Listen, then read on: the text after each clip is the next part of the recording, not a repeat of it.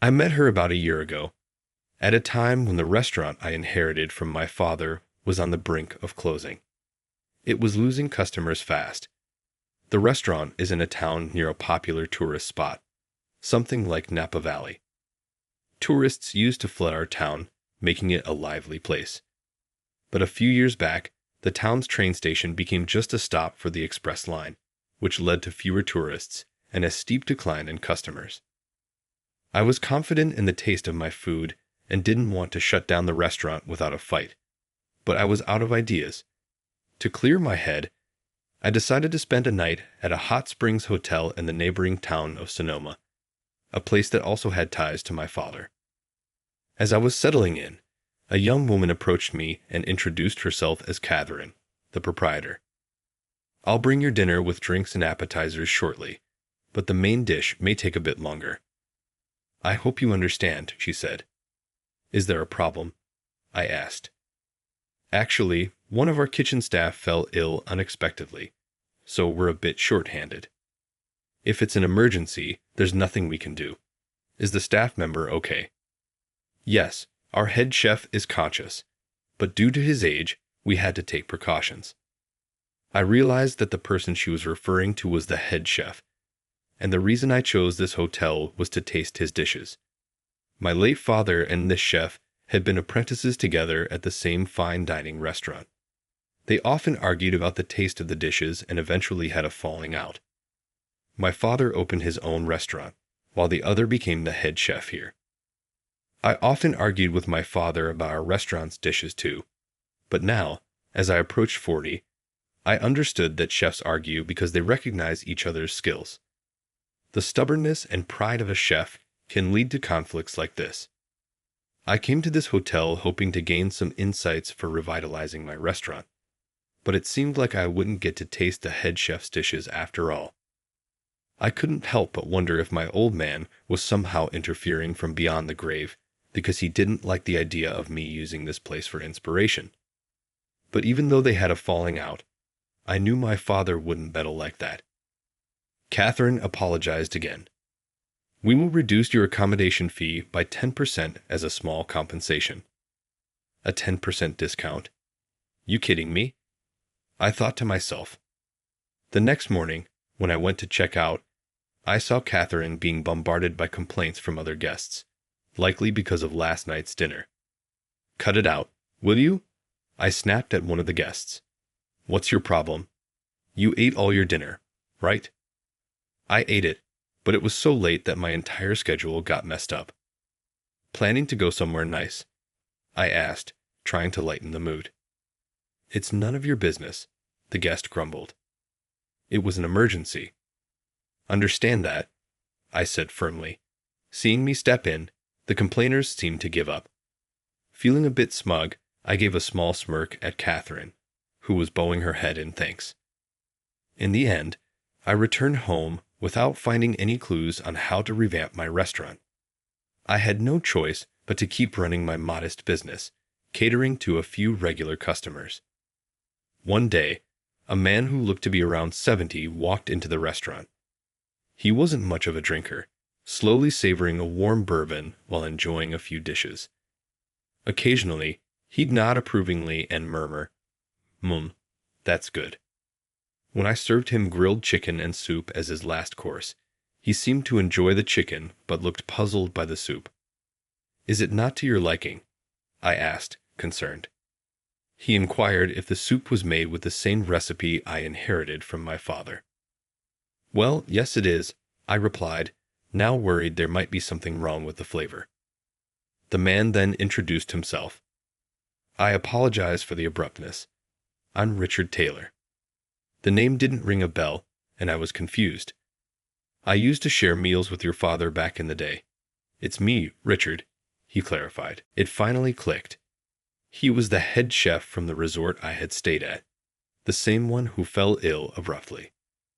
He had been my father's fellow apprentice, the one with whom my father had parted on bad terms. "I'm deeply sorry for my sudden illness when you visited us," he apologized. "How's your health now?" I asked. "I'm fine now, as you can see," Richard responded, blushing a bit as he ran his hand through his trimmed hair. "Did you come by chance?" "I heard it from the young proprietress," I replied. She had told me about the man who had placated a disgruntled customer the morning after the head chef had collapsed. She checked the guest book and informed me it was a certain Noah Jones.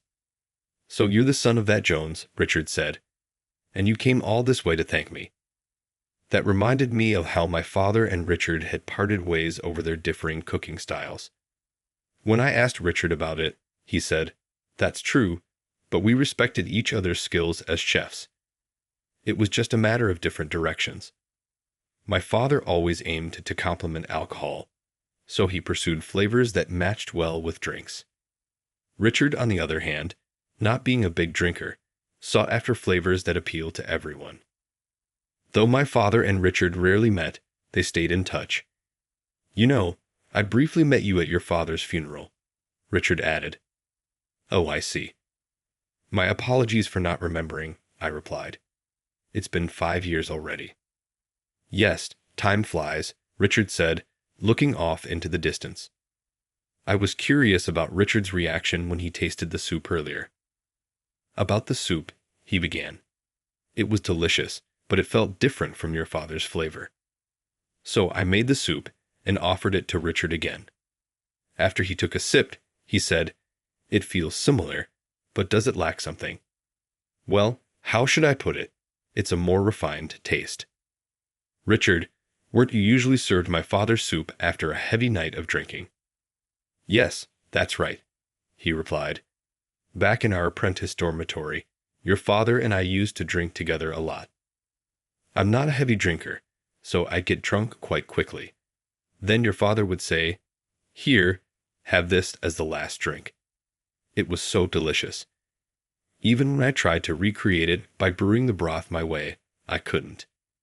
I asked your father if there was a secret ingredient, and he'd say, 'The secret ingredient is love, keeping it a mystery.' The secret was quite simple. My father's dishes were generally strong and flavorful to pair well with alcohol. However, he made his final course soup light. The method was straightforward, nothing special. He simply added 1 cup of hot water to 3 cups of regular soup stock to dilute it. After heavy drinking, that was just right and healthy, according to my father's philosophy. "I see," Richard said, taking a sip of the soup I'd made from scratch, thinned with hot water. "It seems I haven't had enough to drink tonight. Is it perhaps a bit bland for your taste?" "Yes," I admitted, and we both burst out laughing. We spent some time reminiscing about my old man. Toward the end, Richard got serious. "Sorry to ask, but did you lose customers after the express train stopped at the station?" "Well, yeah, I guess so." "Has it affected your business?" "It's been barely making ends meet recently." "Why don't you come work with me after I retire?" Richard asked. "After you?" "Richard, you mean at your hotel?" Richard explained that he's getting old and thinking about retiring soon. The staff he currently has are excellent chefs, but something is missing. It seems everyone's too obedient. They lack the spirit. We don't have anyone with the backbone your father had. I wonder if you'd be a good fit. I wasn't sure if I had as much spirit as my old man did. Plus, it wouldn't be fair to the chefs who'd been there from the start if I just walked in. I'm honored by your offer, but I can't give up on this place. It's my dad's legacy. I'm not ready to let go yet." When I said this, Richard seemed to understand and nodded several times. "You're right. I was too hasty. After all, you're the son of that great man." He left me an invitation to visit his kitchen if I ever changed my mind, along with a complimentary voucher for his hotel. About 3 months passed since Richard started visiting my diner. My business was on the verge of collapse. Maybe I should go check out Richard's hotel. I wasn't ready to close the doors of my diner just yet, but I knew I needed to do something if I wanted to move forward. "Mr. Jones, we've been expecting you." "Did I arrive a bit too early?" I asked, aiming to get there before the chefs got busy with dinner preparations. "I'll call the head chef for you. He should be free at this time." That's why you came early, right? She said, smiling as she understood my intent. The head chef is also eagerly waiting for you. Hey everyone, listen up. This is Noah Jones, the man I've been telling you about. As soon as he guided me to the kitchen, Richard introduced me to the other chefs. Everyone bowed their heads and said, "Nice to meet you, Richard." I'm still not sure I understand it. It just happens that some of our experienced staff decided to go independent recently. Look, they are all young, aren't they? So, I told them that a friend of mine might be able to lend a hand. That's you, Richard said. But I felt a little uncomfortable. After all, I hadn't given up on my dad's diner. That night, after a dip in the hot springs and returning to my room, the hotel's maid had set up my dinner. When asked what I'd like to drink, I ordered a glass of bourbon. Shortly thereafter, the bourbon was brought in. The one who brought it was the young proprietress named Catherine. Thank you for coming today. Thank you for having me. Please, have a drink. Thank you. I'm honored to have the young proprietress herself serving me. Oh, it's nothing. I've heard about your father from the head chef. Recently, Richard has been talking about your dad to everyone every chance he got.